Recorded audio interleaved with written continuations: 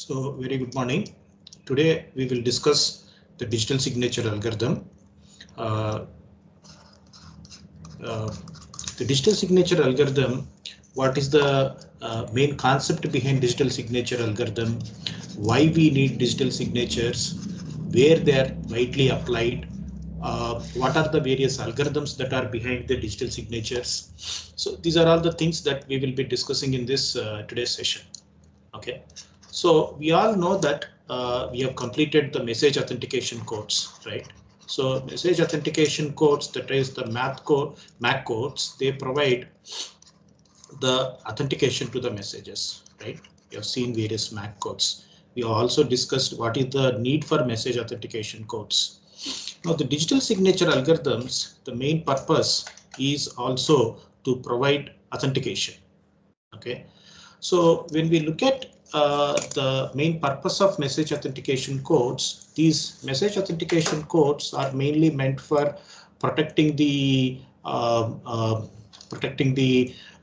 providing the message authentication. So essentially, when you notice the message authentication protects two parties who exchange messages from any third party. But remember, they do not protect the two parties against each other. Okay, so that means, when Alice is sending a message to Bob, okay, so far our understanding or our focus was on providing the protection from a third party, which is Eve, right? So our focus was on third party. But what if there is, though there is no trust, what if there is no trust between communicating parties, right? Between Alice and Bob. So how do we handle this scenario?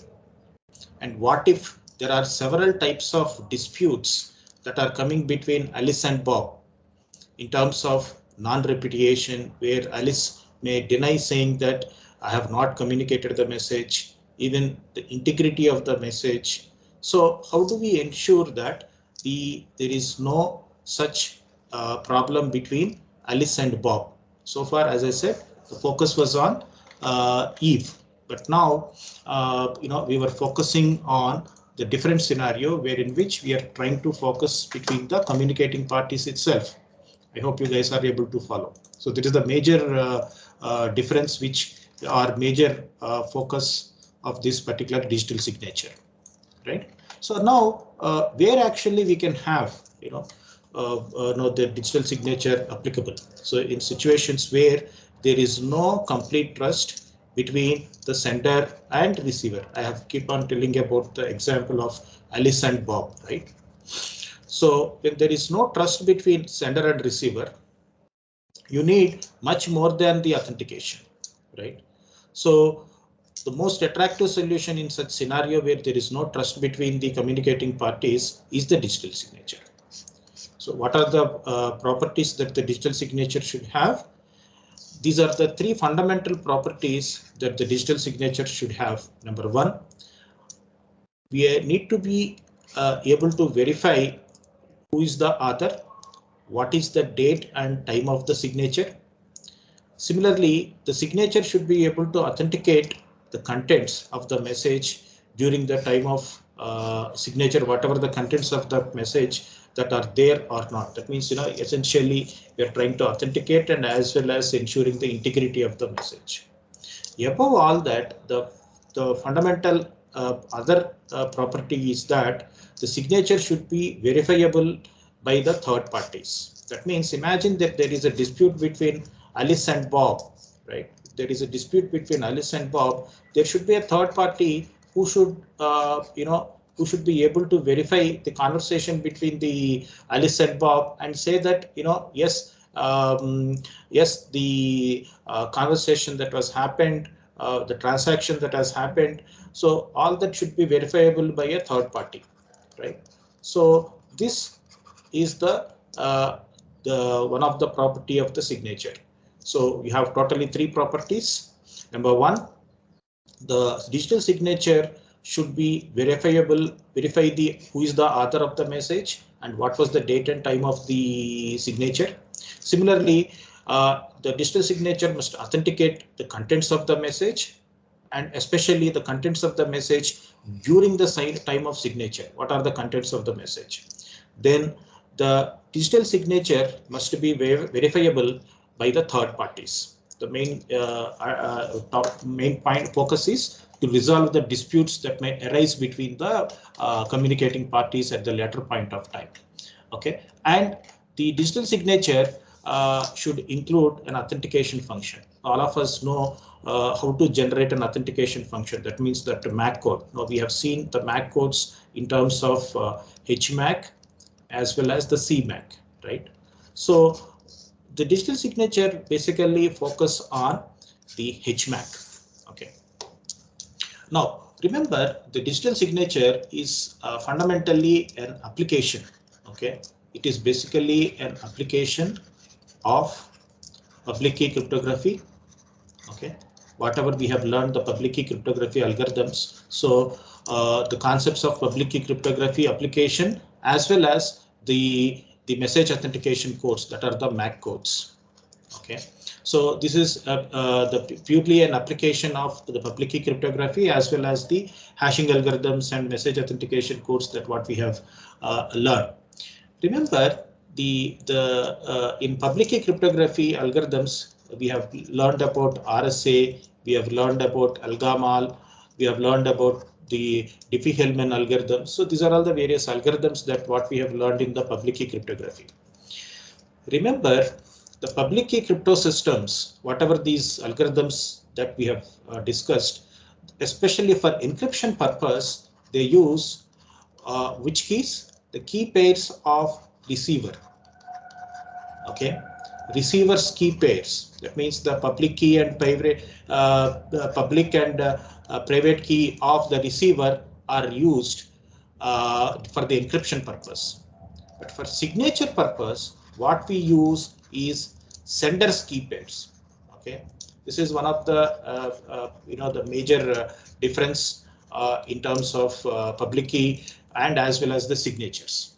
Okay, and are we going to focus on confidentiality?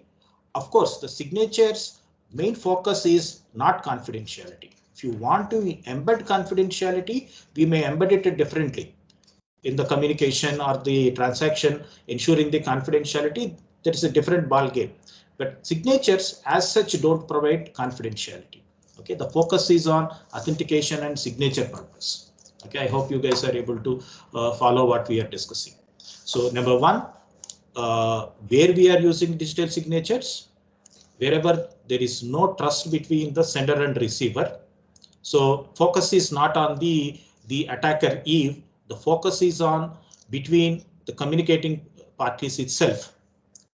Okay, so that is where signatures are needed. Signatures should have these following properties. The three fundamental properties the signature should satisfy.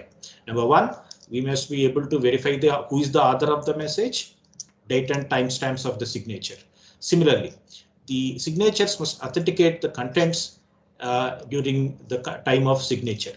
Similarly, the signatures must be verifiable by the trusted third parties. If at all there is any disputes to have arisen between the communicating parties, then your trusted third parties may resolve those disputes. Okay, the signatures are basically the application of the public key crypto systems. Unlike the encryption scenario where we use receiver's key pair, signatures use sender's key pair. Okay, I hope you guys are able to follow what we are discussing. Okay, next, when we look at the we on day-to-day we also use the physical signatures, right, on the documents. Okay, physical signatures on documents we typically use. Okay, when we use the physical signatures on documents, there are certain things that what we follow, right? So that means the conventional signatures. The conventional signatures, when you look at,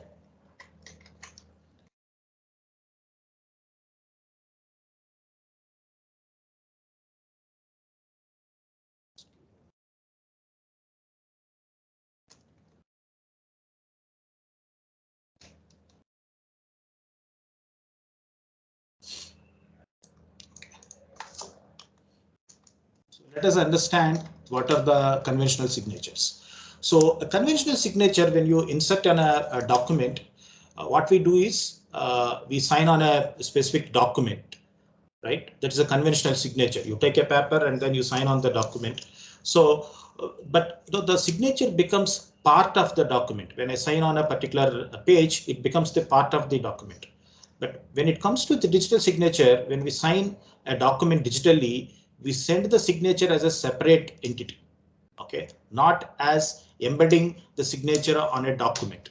Unlike your physical signatures, what we do, the digital signatures are sent as a separate entity, not as the single by embedding in this document. Okay, this is one of the fundamental difference in terms of the conventional signatures that what we do. Okay, another difference is for a conventional signature, when the recipient receives a document, what happens? The receiver compares the signature on the document with the signature already that they have, either on a file or on either on in their mind. So they compare the signed signature on the document with the signature that is already available with them. Then say that yes, this particular signature is valid and hence the document is valid. That's what happens in the conventional scenario. But look at the digital signature. What happens? The recipient receives the message as well as signature separately. Remember the first criteria or the first comparison that what we discussed. So receiver receives the document as well as signature separately. Then what the receiver has to do is receiver has to apply a verification technique. Okay, so that means you have a signature generation algorithm, right? You have signature verification algorithm. So the signature generation algorithm, signature verification algorithm. This signature generation algorithm happens at sender side and signature verification algorithm happen at or executes at the receiver side. So at the receiver, signature verification algorithm would be executed, wherein which the verification algorithm receives the message, also the signature that was created during the generation algorithm. Then the verification algorithm verifies whether authenticity of the document or the message is intact, or the both are same or not. So the authenticity is verified by the verification algorithm. So look at the conventional process. What is happened? We receive the signed document and then we verify the signature, and if the signature is matching with what we know known signature, then we say the document is authentic. Whereas in the case of digital signature, we receive the message as well as signature separately. Remember, it is separately in the sense both are not embedded, like the first sentence, first statement what we discussed. So we apply a verification algorithm, right? This is one of the other difference that what we can tell in terms of the difference between the conventional as well as the digital signatures. I hope you guys are able to follow. Next, what is the other difference? Conventional signature, if you look at, there is normally a one-to-many relationships between the signature as well as the document. That means, imagine if my signature, say it goes like this, say my signature is this for Ashwini Kumar, so this goes in all documents like this. This is my signature. Imagine this is my conventional signature. All my documents should have this signature, right? That is the conventional physical signatures. Whereas for a digital signature, there is one-to-one relationship. That means a signature for a particular message or a document is having one-to-one relation, and it cannot be the same for a different message or a different document. So you need to understand that conventional signatures are one-to-many, whereas digital signatures are one-to-one relationship. So this is another major difference that we must understand, or we must remember, in terms of difference between conventional as well as the digital signature differences. Okay. Next, we see another difference is, if you look at in a conventional signature, what happens is that a copy of the signed document, as I've already said in the previous slide, copy of the signed document can be distinguished from the original one on the file. In digital signature, there is no such distinction, because number one, whatever the 2 points that earlier we have seen. Number one, we are verifying with the stored signature. Number one. Number two, one-to-many relationships of the conventional is different from one-to-one relationship between the document and the message. So in digital signature, there is no such distinction unless there is a factor of time on the document. So other than that, there are no differences. So next, let us see, having understood the various criteria and the properties of the digital signatures. So let us understand the process that is followed for a digital signature. So imagine Bob is sending a message to Alice. As we discussed, there is no trust, okay, between Alice and Bob. So in such scenarios, we go for the digital signatures. And remember, our focus is there is no attacker in this scenario.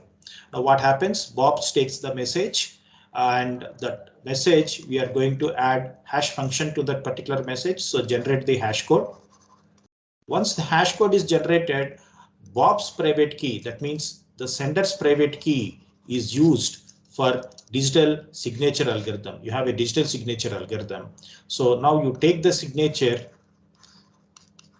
which is created with the help of the Bob's private key as well as the hash code of the message. So that means it's a generation algorithm. The signature generation algorithm receives a couple of things as an input. What are the inputs to the generation algorithm inputs? Number one is the hash code of message, then the private key of sender are given to the input to the digital signature generation algorithm. So get the signature. Now once the signature is generated, that is appended to the message and then send it to the receiver. So what happens? The receiver receives the message. Take the received message. So this is the received message. You can call it as M dash, and then this is the received signature. Now calculate the hash over the received message, which is the H. Then for verification, now you are going to verify the signature. So for the verification purpose, what we are going to use is sender's public key. Okay, sender's public key is used to verify the digital signature algorithm. So you have a digital generation signature generation algorithm. Then you have digital signature verification algorithm, for which you are going to provide the hash as well as the sender's public key. Now then what happens? You verify the signature and then say that whether the signature is valid or not. Okay, so the verification algorithm is going to say that whether the signature is valid or not. Now look at this whole scenario. Number one, our focus, as I have already mentioned, our focus is on confidentiality. It's not on confidentiality. Our focus is on message authentication and inserting the signature, and also providing the hash for ensuring the integrity of the message. I hope you guys are able to follow. Right. So, but the point is, if we want, is it that we cannot provide the confidentiality? Of course, we can provide the confidentiality as well. Okay, so what are the various the services that the digital signatures provide? If you look at the digital signatures, what are all the services that these digital signature provide are, these are all the digital services of digital signatures.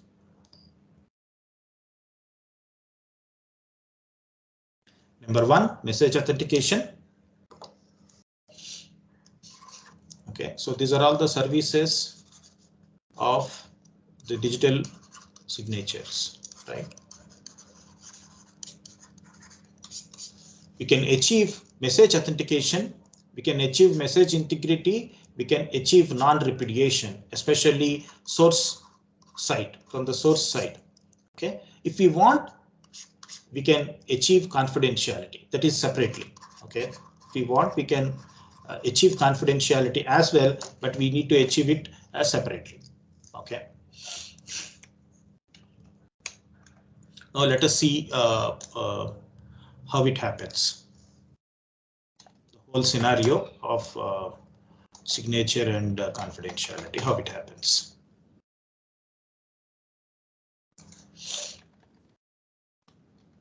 I hope all of you are able to see the scheme now. You can see that Alice is the sender, and then Bob is the receiver. So Alice private key is used for digital signature generation algorithm. Okay. Okay, Alice private key is used. Now you see here, we use for encryption purpose Bob's public key, right? So that means, the sender's key is used for the signature purpose. The receiver's key is used for encryption purpose. So this is going to provide confidentiality, right? I hope all of you remember that when we started interacting or introducing the public key principles, public key cryptography principles, how to achieve confidentiality. So how to achieve authentication, okay, that we discussed. So confidentiality is achieved by using receiver's keys, right? And authentication is achieved using sender's key pairs. I hope you guys are able to recall these principles that what we have discussed while introducing these while introducing the public key cryptography principles. Okay, if not, I suggest all of you to once again verify the principles of public key crypto systems. Now, so the whole essential components of digital signature process, the sender and receiver. Okay, so the message, the hash function, encryption with the help of the Bob's private key, and then you have Bob's public key that is used for decryption purpose, right? So this is about the whole essential aspects of the digital signature algorithms. Now we'll continue our discussion. What are the various requirements of digital signatures? Let us focus on what are the requirements of the digital signatures.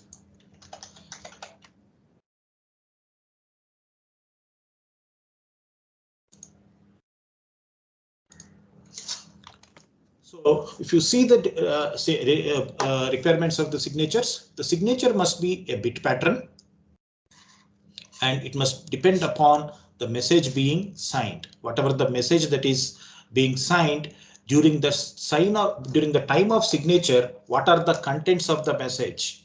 So that is one of the property that what we have mentioned as the digital signature properties. So what now these are all the requirements. So the requirement says that the signature must be a bit pattern, and that pattern should have got originated or generated depending upon the message being signed. Similarly, the signature must use some information unique. That means the signature generation algorithm should use some information unique to the sender. Obviously, what is something that is unique to the sender? Nothing but the private key, right? So private key of the sender, to prevent both forgery and denial. That means, integrity as well as non-repudiation. Similarly, it must be relatively easy to produce. So your digital signature generation algorithm, it should be computationally feasible. Similarly, it must be relatively easy to recognize and verify the digital signature. Number one, this recognition and verification not only at the receiver but also at the third parties if it is needed. So this should be able to happen. Next, it must be computationally infeasible to forge a digital signature. Somebody wants to forge the digital signature, it should be computationally infeasible. So when you are trying to achieve this particular requirement of computationally infeasible, you know very well that there are certain mathematical problems on which your RSA or Diffie-Hellman, they are basically focused on, right? So if you look at the RSA, it is based on the fundamental problem of identifying the prime factorization, right? Similarly, the Diffie-Hellman is based upon your solving discrete logarithm. So we don't have any algorithms that solve these problems in a polynomial time. So we call them as computationally infeasible problems. So your digital signature algorithm also is based upon your computationally infeasible problem, which is discrete logarithm problem. Okay. And the final requirement is it must be practical to retain a copy of the digital signature in storage. So these are all the various requirements of the digital signature that what we are producing. Okay. Now, how we are going to provide or generate these, generate and verify what are the various algorithms that we have for digital signature purpose. Let us focus that in the next slide. So for the purpose of generation of the digital signatures, we have various algorithms in place. Number one, RSA based digital. As I said, your digital signature schemes are basically rooted to your public key cryptography, right? So your public key cryptography algorithms, say whether it is RSA, whether it is ELGAMAL, like there are other techniques such as Schnorr digital signature scheme, elliptic curve based digital signature scheme. There are various schemes that are already there in practice. But what we are going to focus is the standard that was introduced by NIST during 1993 and subsequently got updated multiple times, which is now being widely used, is digital signature scheme, okay, or digital signature algorithm. So we will be focusing on the digital signature algorithm that was introduced by NIST during 1993. Okay, so let us discuss that algorithm. And while introducing this algorithm, we also discuss how this algorithm, the digital signature algorithm that is introduced by the NIST, is different from the public key based schemes that what we have in the literature. But also we will discuss. Okay, so you see, we said in the previous slide that we have RSA based digital signature scheme, we have ELGAMAL based digital signature scheme, we have elliptic curve based digital signature scheme. Our focus is on NIST based digital signature scheme, but before we proceed to the digital signature algorithm of NIST, let us focus on how RSA based public key RSA based digital signature scheme is working. So RSA approach for digital signature, how it is working. It is it is purely on the philosophy that we have introduced earlier a few minutes back. Take the message, calculate the hash of the message. Now that hash code of that message gets encrypted with the help of private key, right? This is the private key of sender, right? So now you are actually encrypting the hash code of the message, append this to the message. So message and your encrypted hash code, message and encrypted hash code are sent to the receiver. So the receiver receives the message and then this is your encrypted hash code, right? Encrypted hash code. So what receiver is going to do? Receiver is going to create the hash code for the received message, hash code of the receiver message, then decrypt the encrypted hash code with the help of public key of sender. Okay, and compare this particular hash code with the decrypted value, which is decrypted. The decrypted value with the help of public key of the sender, both are same. That means your signature is valid. Okay, so this is about RSA based approach. So remember your public key pair generation. That means PUA, PRA generation. Then your encryption process all are based on RSA based scheme. Okay, using RSA. Another important thing you need to observe here, what is actually a signature? Signature is here over your the encrypted hash. Okay, so the encrypted hash code is your signature. Now, this is RSA based approach.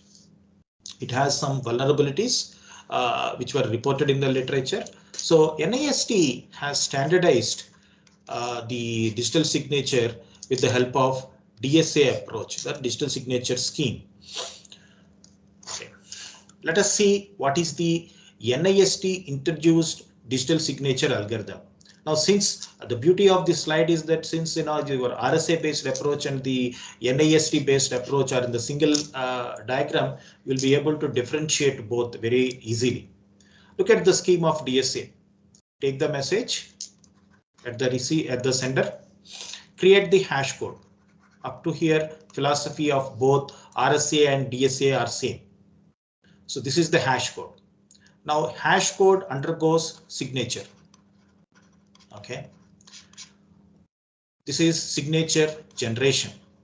How the signature generation is happening, you are giving hash code of the message. Not only that, there is a random number called K. Okay, there is a random number called K. Number two is another input is the private key of sender or receiver. Sender.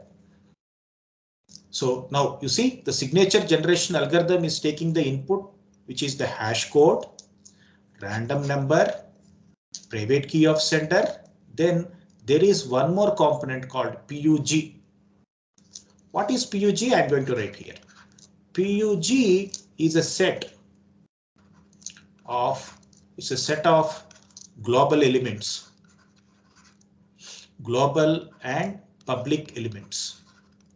We will discuss what are these elements. Public, it's not key, they are public elements or some values. This is called PUG.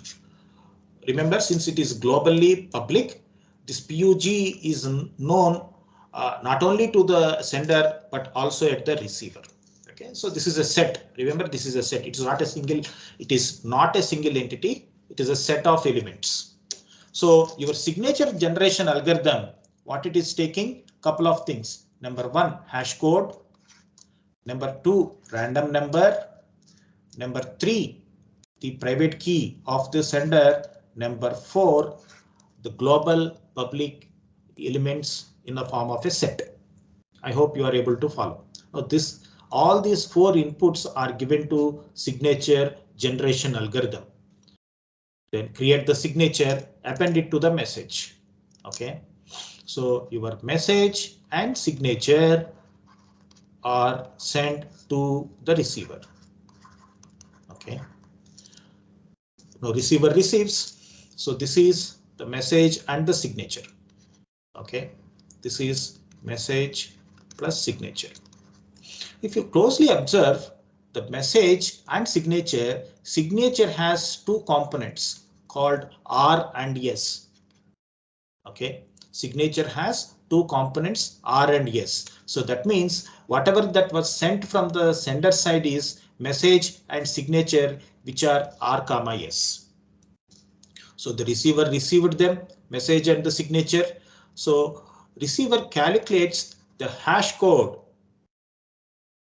of received message. Okay, and now he or she supplies that to the verification algorithm. Okay, signature verification algorithm. Signature verification algorithm. So now look at the input to the signature verification algorithm. Number 1, the hash code. Number 2 is the signature itself. That means if you notice, what is the signature? The signature contains 2 elements, R and S. So they go as input. They go as input, R and S. So 1 is the hash code, 2 is the S component of signature, 3 is the R component of signature. Then what is 4? 4 is your public key of sender, right?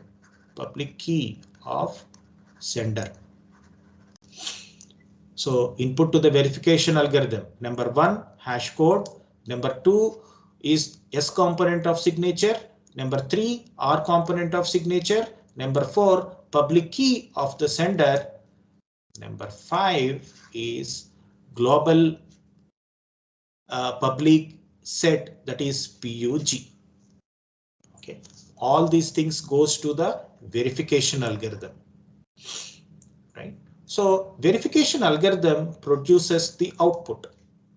That output is compared with the signature. What is the signature we have received? RS. In that, the comparison is with R component. Okay, so compare the R with output of verification algorithm. If both are same, that means signature is valid. Okay, so this is how your DSA algorithm of NIST works. Now you see the difference between your RSA approach as well as the simple public key cryptography based approach, which is RSA based approach, and the standard that was introduced by NIST. Okay, with this you are able to, number 1, what is the digital, so far we have understood what is digital signature algorithm, where it is applied, what are the properties of digital signature algorithm, what are the requirements of digital signature algorithm, how do we generate the digital signatures, and what are the algorithms that we have for the digital signature, what is the industry standard that is there for a digital signature generation. The standard is the NIST standard. And how do we generate? What is the difference between RSA and the standard? So that's what we have discussed. Okay, what we have discussed in terms of DSA is a bird's eye view. Okay, so again I repeat for your understanding, on the generation side, you take the message, create the hash code. The hash code goes to the signature algorithm as input. Along with the hash code, signature generation algorithm takes few more inputs. Number 1, a random number K. This is number 2, which is the random number. Number 3 is the sender's private key. Number 4 is global public elements in the form of a set. These are all used to create the signature. Now message and signature are appended and then combined and then sent to the receiver. Receiver take the message and the signature. Signature is nothing but the two values which are variables which are yes and r. Now the receiver creates the hash code of the message, submit that to a verification algorithm. Verification algorithm is having a totally about 5 inputs. First input is the hash code. The second input is the signature first component, that is yes. Signature second component, that is the R. So far 3 inputs. The fourth input is the public key of the sender. Fifth input is the global public set, which is PUG. All these 5 inputs goes to the verification algorithm. Output of the verification algorithm is compared with the R component of the signature that is received. If both are same, then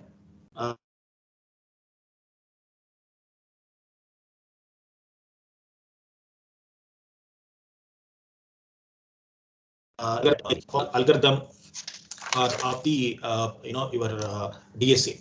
Digital signature scheme or digital signature algorithm of given by NIST. Okay, how do we do this?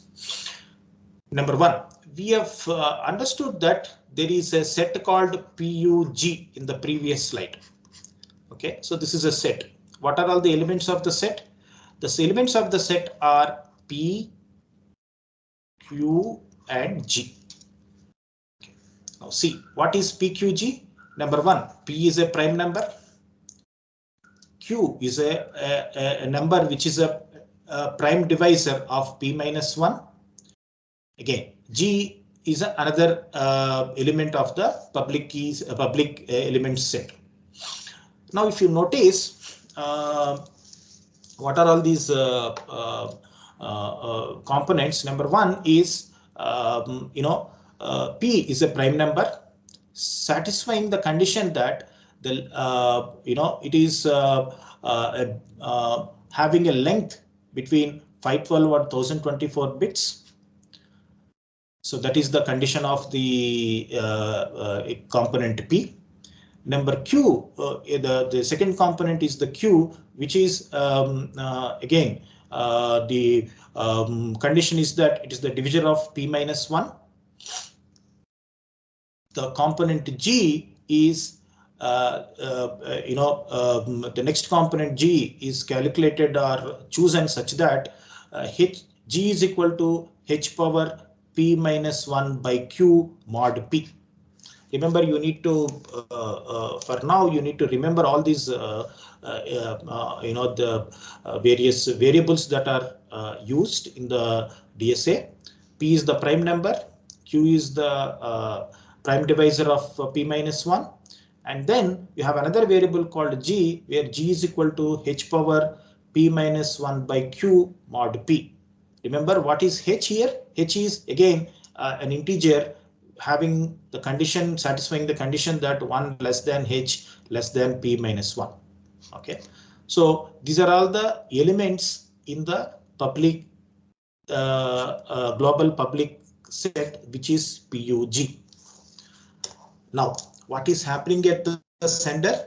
Sender is having the key pair.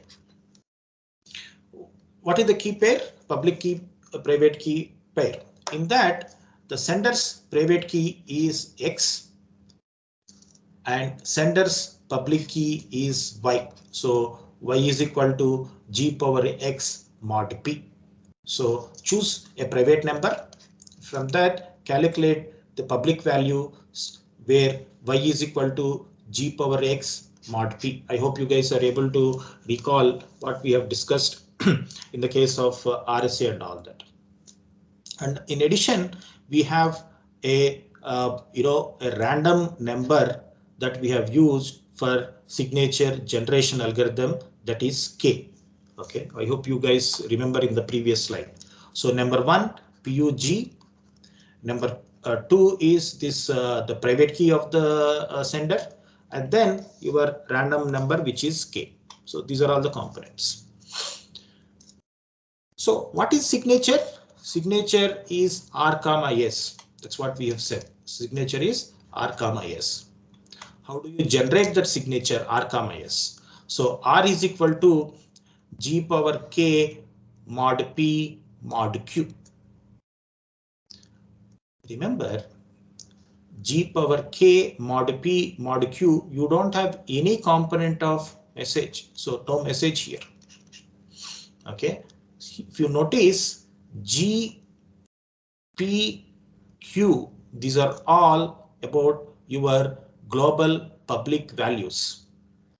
Okay, now what is secret here is this particular K. Okay, so all of us know that in order to get your K, you need to solve discrete logarithmic problem. Solving this is finding K is nothing but your discrete logarithmic problem for which if we don't have a algorithm. Okay, so you have R now, which is calculated as G power K mod P mod Q. Then you have one more component, which is S, right? So how do you calculate S? S is equal to K inverse. That means multiplicative inverse of K H of M plus XR whole mod Q. Okay. So this is how we are going to calculate S. So multiplicative inverse of K, hash code of M, X, which is your private key, and then R that is just now generated, then mod Q. So your R and S are calculated in this manner, which forms your signature. So with R, S generated, you have now message and RS being sent from sender to the receiver. Now what the receiver is going to do, as you see here, receiver has to verify. Receiver verifies it by calculating, by executing your verification algorithm. What are the inputs to the verification algorithm? As you notice here, the verification algorithm takes the input, which is hash of the message, the signature components, the public element set PUG, and public key of the sender, which is PUA, right? So here, if you notice, verification algorithm, how it is going to work is, verification algorithm is going to calculate is verifying it in the form of, it has received RS components. Now, first it calculates a W. What is W? The receive. Remember, S dash, R dash are not new variables. They are received S comma R. Okay, that is called S dash R dash. So W is equal to S dash inverse, which is a multiplicative inverse of S mod Q. And from that, the verification generation algorithm is creating few more variables, U1, U2, V. So U1 is equal to H of M dash, where M dash is received message, right? So H of M dash is hash code of received message. Then W, which is calculated just now, and mod Q, that forms your U1. And it also calculates U2, where in which R dash, R dash is received R component of signature, R dash W mod Q. What is W is, your calculated value. And finally, it is going to create verification step here, in the sense V is for verification. It is going to calculate V as G power U1 Y power U2. What is Y here? I hope you remember that Y is nothing but sender's public key, right? Sender's public key. Mod P mod Q. Once V is calculated, now compare V with R dash. If both are same, then the algorithm is verified the signature.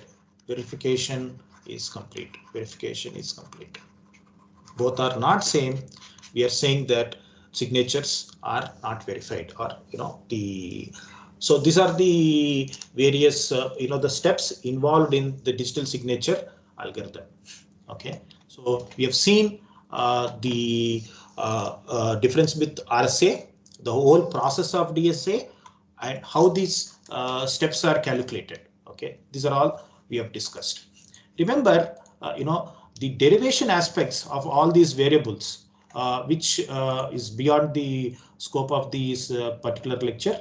And those who are really interested to know the derivation of these variables, we can verify the Williams-Stallings appendix for the how these values are making work the digital signature algorithm. Okay, so the same whatever I have discussed in terms of signature generation, then signature verification. Okay, so you have your message, k value, and then private, right? This is random, and your message, then this is giving to you hash code of the message. Then you are going to calculate R and S with the help of your global public set, that is PQG. Calculate R, calculate S. Now you send this message and signature. Message and signature to the receiver. So this is happening at sender side. Now at receiver side, you are going to verify. So take the received, M dash is nothing but received message. R dash is and S dash are nothing but your received signature. Okay, calculate the hash, and then you create calculate the various variables U1, U2, and V, and then finally verify your calculated value and the received value are same or not. So V is calculated, R dash is received. If both are same, then signature is valid. Okay, so this is the approach of digital signature algorithm. Okay, so with this we have understood the digital signature algorithm of NIST. We have understood where the digital signature algorithm is applied. As I've said, number one, the algorithm is intended to ensure authentication, non-repudiation, and integrity. If you want confidentiality, you can achieve it. It depends upon your public key schemes and hashing principles. Okay, and it is the standard is the NIST standard, which is digital signature algorithm or DSS or digital signature scheme. Okay, also we use the senders key pair for the signature generation as well as signature verification process. So you have signature generation. Okay, you have algorithm for signature generation, you have algorithm for signature verification, right? So NIST uses a couple of components, which is the message, hash of the message, the random number, the global public set. Then it also uses the sender's private key for generation. Okay, and we have noticed that for the receivers verification step, again it takes the received message hash, then the signature RS, then submitted to the signature verification algorithm is the other components that are PUG and sender's public key.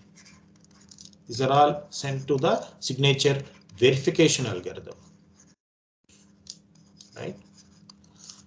And remember, the most beautiful aspect of this is that even not only the receiver, But even a third party, if they wanted to verify the signature, third party can verify the signature.